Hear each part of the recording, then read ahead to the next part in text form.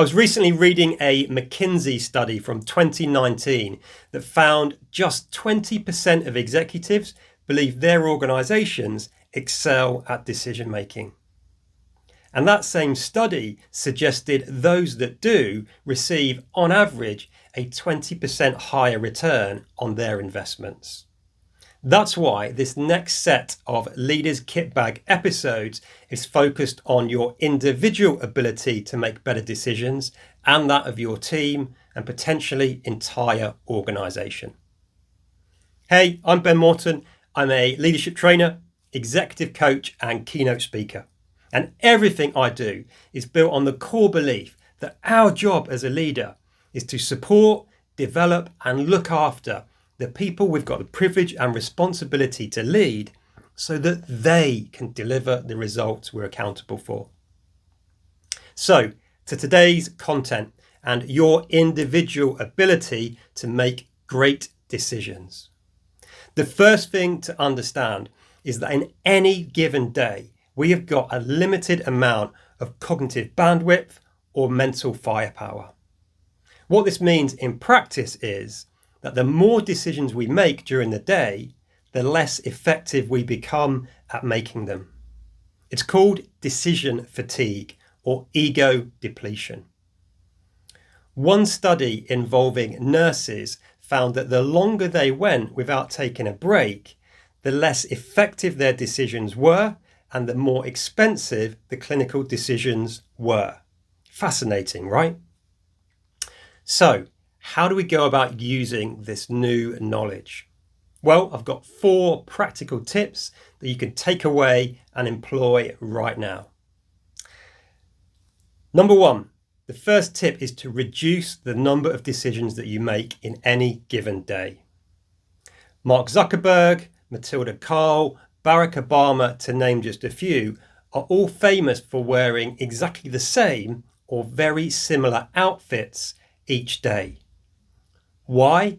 Because it reduces the number of decisions they need to make, thus saving or preserving their mental brain power for the big decisions that they need to make. This is exactly why you'll rarely see me wearing anything other than these blue t-shirts, a blue polo shirt, or a smart blue shirt. The second tactic is to plan your decisions. If you have got big, important, strategic decisions to make, plan them in to be made when you are fresh. That might be a different time of the day for different people, but plan those decisions when you know you are fresh and you have got the maximum mental firepower available to you. For example, for most of us, I would suggest we avoid making big, important decisions towards the end of the day. The third tip is to delay your decision making. We often think that an attractive trait in leaders or a trait that makes us successful is the ability to make very quick, instantaneous decisions.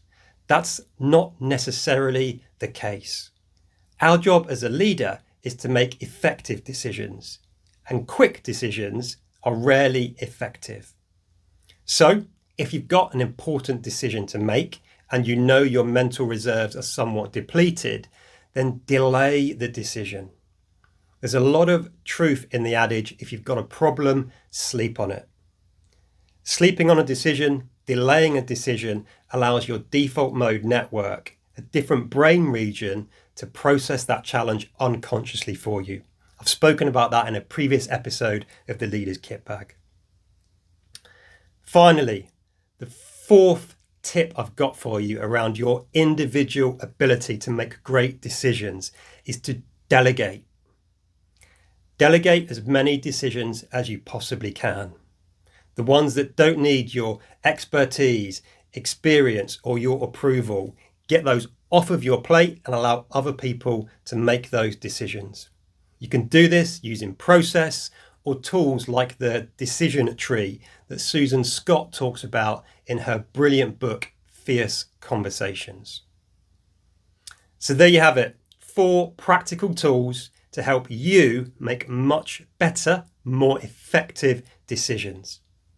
And one final thing before you go. If you're getting value from these Leaders Kitbag videos and podcasts, then I've got something incredibly exciting coming down the line for you later this year. It's called Ben in Your Pocket.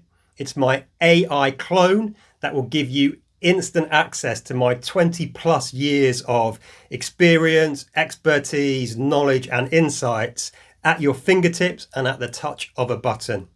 If you're interested to know more, if you want to get on the wait list and be one of the early adopters and get all sorts of benefits when it goes live, pop your details into the link that's in the notes wherever you're watching or listening to this, and I'll keep you up to date as that unfolds. That's it for now, folks. As always, hope it's been useful. Look after yourself and look after those you've got the privilege and responsibility to lead. Until next time, lead on.